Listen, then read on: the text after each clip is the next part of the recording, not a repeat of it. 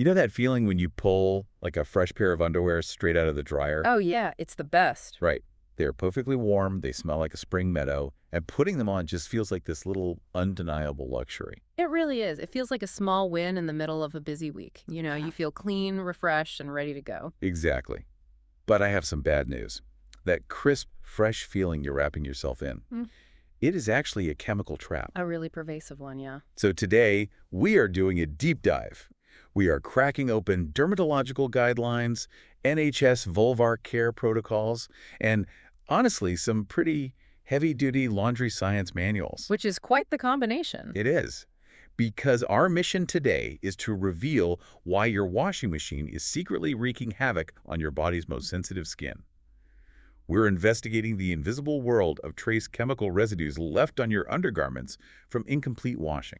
And it's such a fascinating topic because we are essentially bridging the gap between a mundane, everyday chore and complex human biology. Right. Most of us just never think twice about how the chemistry inside our washing machines interacts with the microscopic barrier of our skin.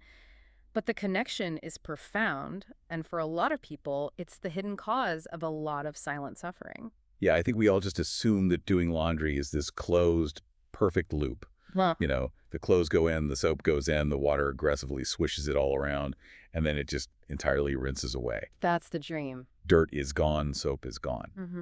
But going through these laundry science manuals, that fundamental assumption is totally shattered. The washing machine does not actually rinse everything out. Not even close. And to understand why, we have to look at what modern laundry detergent actually is. We call it soap, but it hasn't been soap for decades. Oh, really? Yeah, they are highly engineered chemical cocktails.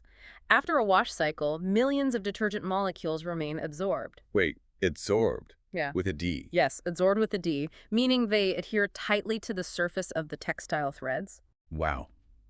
Which brings us to what the researchers actually call the invisible problem. Because think about it.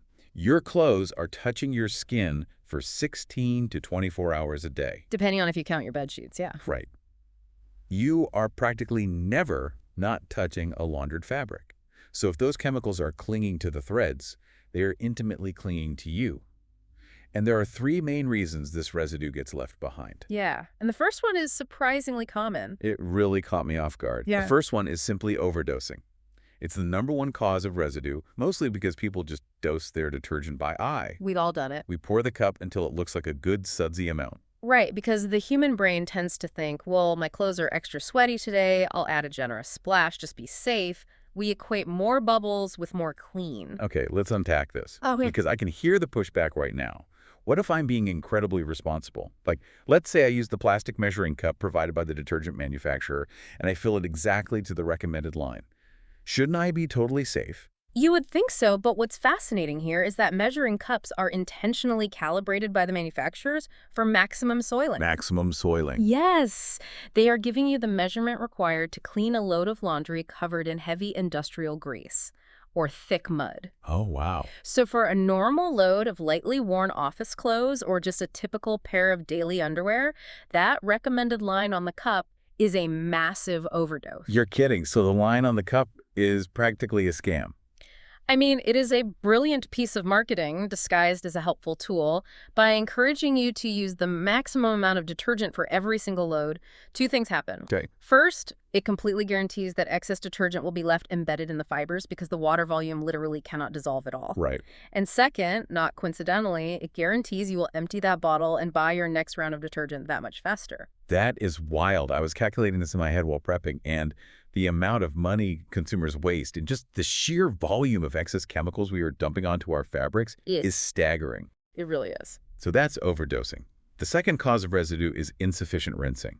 Basically, we overload the drum, packing our dirty clothes in so tightly that the water can't physically agitate the fabric to flush the chemicals out. Yes, or we use those quick eco-cycles. Oh, right. Yeah, the eco-cycles are a double-edged sword. They're fantastic for saving energy and reducing water volume. But because they use significantly less water and lower temperatures, they are terrible at fully dissolving and flushing away modern synthetic detergents. which makes sense. And then the third cause is using unsuitable detergents. I was reading about these specific chemical additives called deposition aids. Yes. I always assumed everything in the bottle was meant to clean, but these are chemicals put into liquid detergents that are deliberately engineered to stick to the fabric. How do they even do that? It's basic electrostatic attraction. So cotton and many natural fibers carry a slight negative charge when they are wet. Okay. Chemical engineers design these deposition aids, which are often cationic polymers, to carry a positive charge. Opposites attract. So it acts like a magnet. Exactly. The chemical literally magnetizes to the negative charge of the wet fabric. They're engineered to survive the rinse cycle entirely so that your clothes keep smelling artificially fresh or looking bright for weeks in your closet. Treating our laundry like a marinade where we actually want the chemicals to stick and soak in is the exact opposite of getting it clean. Yes, a chemical marinade is a great way to picture it. You're soaking your clothes in agents formulated to never let go. Look, I need to play devil's advocate for a second here Go for it. because I know someone listening is thinking, I've been doing my laundry the exact same way for 20 years. I use the cup, I use the heavily scented stuff, and I feel totally fine. Is this really happening to everyone? That is a very fair point, and dermatologists hear it all the time. But what we have to understand is the concept of subclinical inflammation and barrier degradation. Okay, so invisible damage. Right. Just because you don't have a raging red rash today doesn't mean the damage isn't happening microscopically. Over years and decades of constant exposure, these trapped chemicals slowly wear down your skin's defenses. And then it just hits you. Yeah, for some, it suddenly presents as a mystery allergy in their 40s. But for others, it manifests in areas of the body where the skin is already uniquely vulnerable. Which brings us to our undergarments. Because Yeah. we aren't just talking about the skin on our knees and elbows here. Yeah, Undergarments are ground zero. absolutely. When you have heavily marinated fabrics pressed against the human body for 16 hours a day, the biology of where it touches becomes critical. Yes. The skin of the genital area, so the vulvar skin in women and the scrotal skin in men, is anatomically distinct from the skin on your forearm or your back. It's just built differently. Completely.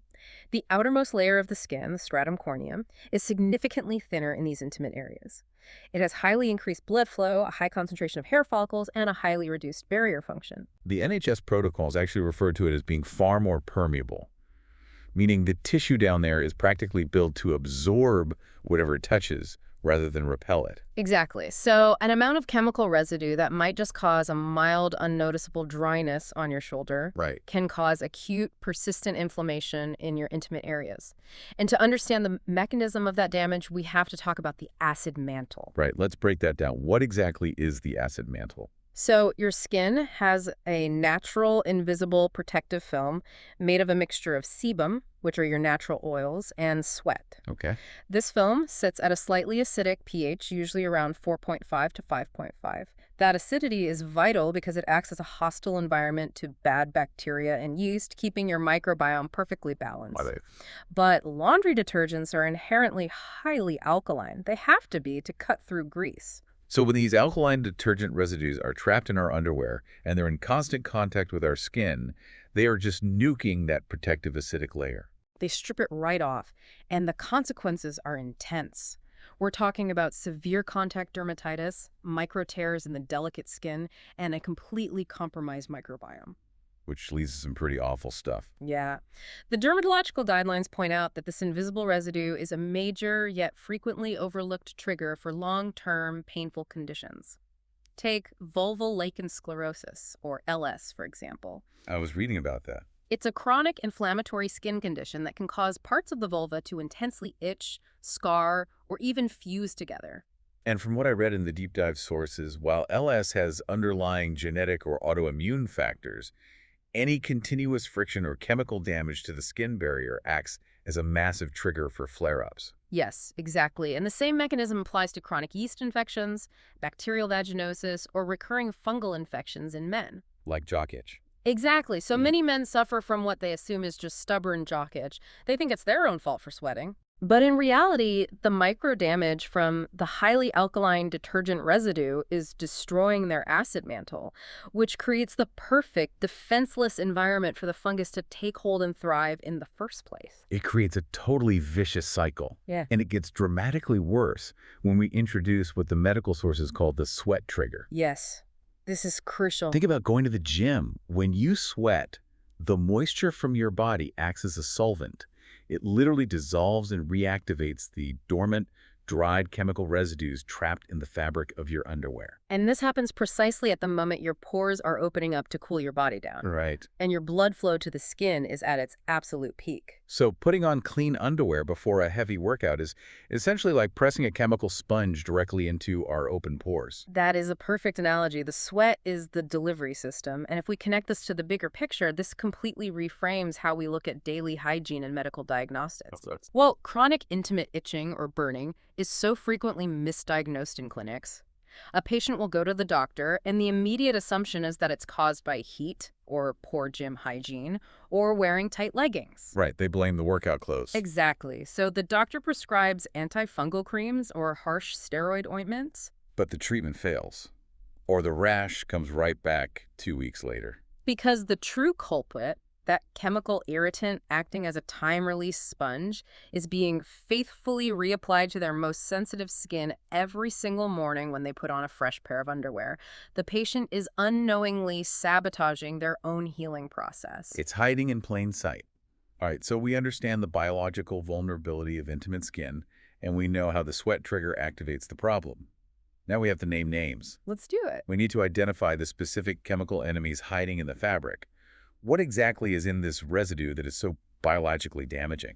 There are three primary offenders we need to break down. The first and most prominent are the surfactants. These are the active cleaning agents in your detergent. The most common one you'll see on a label is sodium lauryl sulfate, or SLS.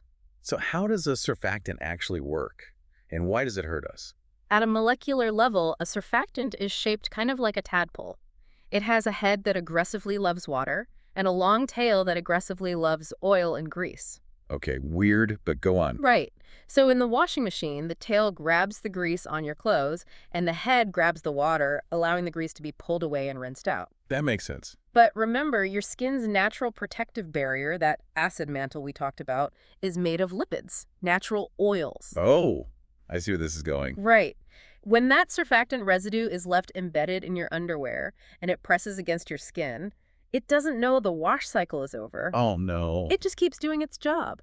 The oil-loving tails grab onto your skin's natural lipids and continuously dissolve them, leaving the raw tissue exposed and highly irritated. That makes so much sense. It's blindly dissolving our own protective oils. So the second offender I saw in the dermatological reports is fragrance. And I always assumed fragrance was harmless, like just crushed up flowers or something. If only. Right. But looking at these guidelines, synthetic fragrances are actually classified as a massive global contact allergen. Why is a smell so damaging? Because it isn't just a smell, it's a volatile organic compound. And to make your clothes smell like a spring meadow for 3 wints, chemical engineers use those deposition aids we discussed earlier. The magnets? Yes. They use them to bind the fragrance molecules to the fabric. They are engineered specifically for a slow, continuous release. Wow.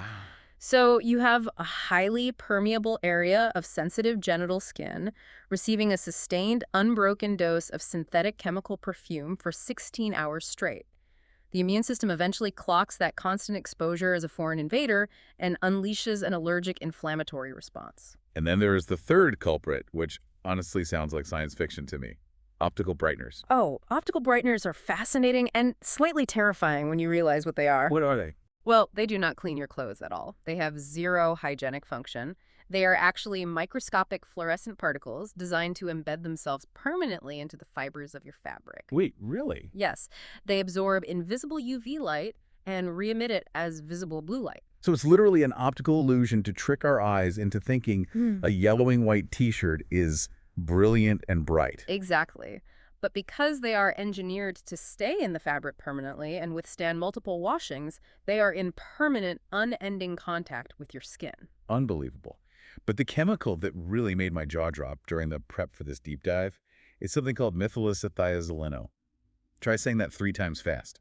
I will not. But methylacethiazolinone, often abbreviated as MI, it is a chemical you absolutely need to know. It is a highly aggressive synthetic preservative. Where are you found? You'll find it used in almost all liquid laundry detergents to prevent bacteria and mold from growing inside the plastic bottle while it sits on the supermarket shelf.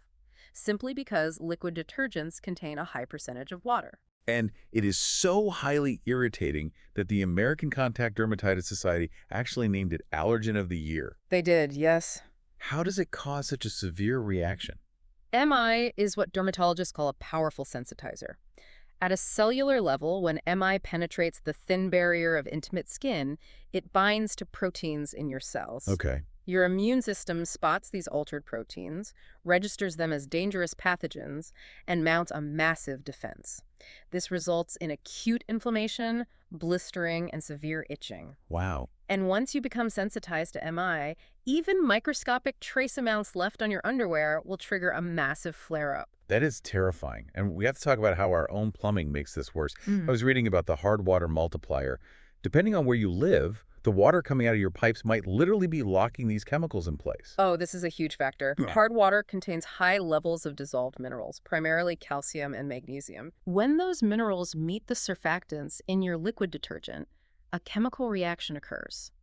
The calcium binds directly to the oil-loving tail of the surfactant, neutralizing it and creating an insoluble, sticky salt. Basically, it creates microscopic soap scum right inside the threads of your clothes. Exactly. And because it becomes insoluble, no amount of standard water rinsing can remove it from the fabric. Oh.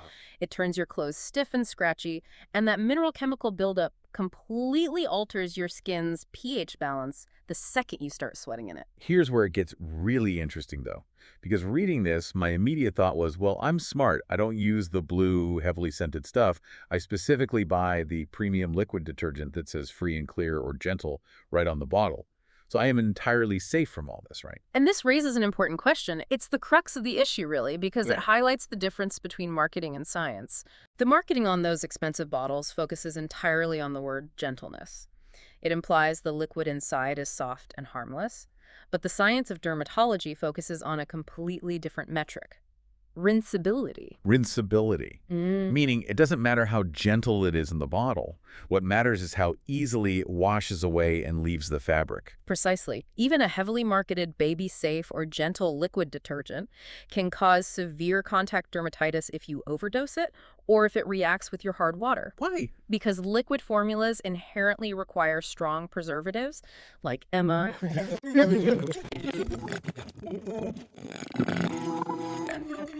So they generally do not need those aggressive liquid preservatives. Oh, wow. A so-called gentle chemical that is permanently glued to your skin because it failed to rinse out is no longer gentle. It becomes an irritant. That completely changes how I look at the detergent aisle. Hmm. We think we're doing the responsible thing by buying the liquid for sensitive skin, but the liquid format itself is actually part of the delivery system for the preservatives causing the problem. It's a huge blind spot for most consumers. So we've diagnosed the invisible issue. Yep. We understand the biology of our skin, the mechanics of the surfactants, and the trap of liquid detergents. Now we need to give you, the listener, the exact tools to take back control, Yes, let's fix it. because the medical sources are very clear that you can reverse this. Let's start with the detective work. I want to talk about the tissue test. Ah, I love this. This is a brilliant, zero-cost diagnostic tool you can use on your own laundry right now. How does it work? You take a plain white tissue or a clean square of white cotton cloth and dampen it with warm tap water. Take a piece of clothing you suspect is causing issues, like the waistband or the gusset of your favorite underwear, Oh, wait. and rub the damp tissue vigorously against the fabric for about 20 seconds. Then hold that tissue up to a bright light. And the results will tell you exactly what you've been unknowingly wearing. Like if you see foam or tiny bubbles forming on the tissue, that proves surfactant residue is still actively trapped in the fibers. If you see a white, chalky deposit on the tissue, that means undissolved detergent is trapped, usually because the water was too cold or the machine was overloaded. Exactly. And if you feel a weird, greasy, or slippery film left on the tissue, Don't even get me started on the greasy film. that is fabric softener residue. We haven't even touched on fabric softener yet, but dermatologically speaking, it is perhaps the absolute worst offender for sensitive skin. Really? Oh, yeah. It doesn't possess any cleaning properties whatsoever. It simply coats your clothes in a thick layer of synthetic cationic wax and slow-release fragrance to make the fabric feel artificially smooth. Oh. And that wax layer then transfers directly onto your skin, completely suffocating the pores. Okay, so Assuming you do the tissue test today and discover that your favorite undergarments are loaded with chemical foam or wax, you need to execute what the clinical experts call the strip or rewash. Yeah. You take all your affected clothes, throw them in the washing machine, turn it to the hottest water setting the fabric can handle, and run a full cycle with zero detergent.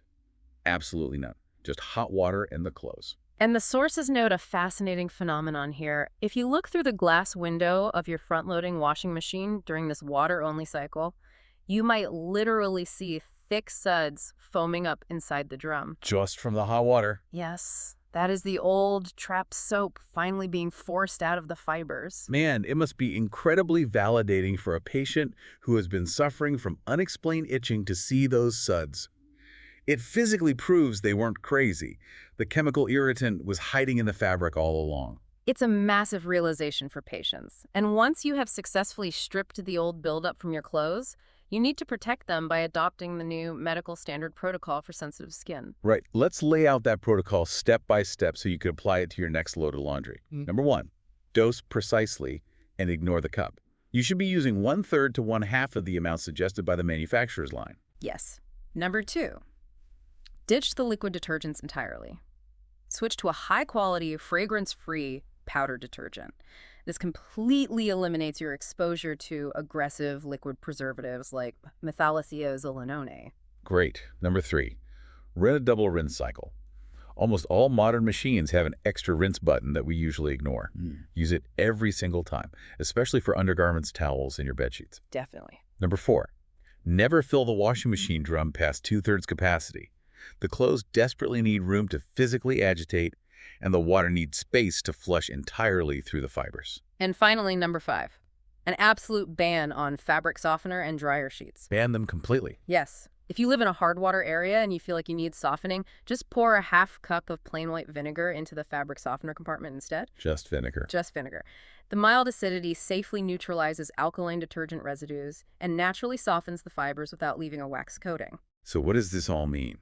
It means you have the power to fix this unseen problem today. I actually challenge you to go into your closet the minute this deep dive is over, grab your most worn, most comfortable pair of underwear, and perform the tissue test. See exactly what is lurking in those threads. But as you make these necessary changes to your laundry routine, remember to be patient with your own biology. Right. Contact dermatitis, chronic inflammation, and a depleted acid mantle take real time to heal. If you switch to the powder protocol today, you must commit to it for at least 4 weeks before you evaluate whether your chronic itching or irritation has resolved. So don't just give up after a week. Exactly. Do not judge the results after just 1 or 2 washes. Your skin needs those weeks to naturally rebuild its lipid barrier and restore its healthy microbiome. That is such an important reminder. It's a healing journey, not an overnight fix. So just to recap the incredible ground we've covered today. No, we covered a lot. We did. We started by entirely shattering the illusion that our washing machines rinse our clothes perfectly clean. We explored how the highly permeable, uniquely sensitive biology of our genital skin collides with trapped chemical surfactants, slow-release fragrances, and preservatives. And the sweat trigger. Yes. We saw how our own sweat activates these chemicals like a time-release patch, triggering everything from daily discomfort to serious long-term conditions like lichen sclerosis. Right. And most importantly, we walked away with an actionable, scientifically backed protocol. The tissue test, the hot water strip, switching to a 1/2 dose of powder detergent, and utilizing that double rinse. It really transforms how you look at a simple basket of laundry. It elevates it from a mundane weekly chore to a highly active form of daily preventative health care. Totally. By controlling the chemistry in your washing machine, you are actively protecting your body's most sensitive, vulnerable barriers. You really are. You're taking care of your health before you even get dressed in the morning. But before we wrap up, there is one final thought that I just can't shake, and I want to leave you with it to ponder. Okay. We've spent this entire time talking about the microscopic chemical footprint left on our clothes, right? How our skin absorbs these stubborn, sticky chemical surfactants and synthetic waxes simply by wearing our undergarments for 16 hours a day. Right. But what happens to the massive volume of those exact same chemicals when they don't stick? Oh, wow. When they're inevitably washed out of the machine, flushed down the drain, entering our municipal water systems, our local rivers, and eventually the water that irrigates our global food crops. It is a sobering, massive thought. The chemical footprint of our laundry clearly doesn't just stop at the surface of our skin. No, it doesn't. Yeah. Something to deeply consider the next time you pull a warm, fresh out of the dryer pair of underwear and you wonder, wait, no, you wonder, what exactly am I holding? Definitely. Thanks for joining us on this deep dive. We'll see you next time.